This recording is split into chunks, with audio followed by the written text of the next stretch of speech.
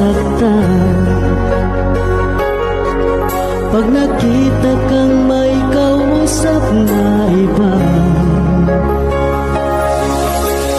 Bakit ako ngayon'y lumuluha pag ikaw ay may kasamang iba?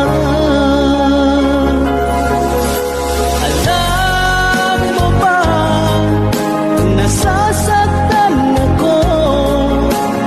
Di ko alam kung anong dahilan kapag meron kausap kang iba. Siguro nga kaya'y in love ako sa'yo.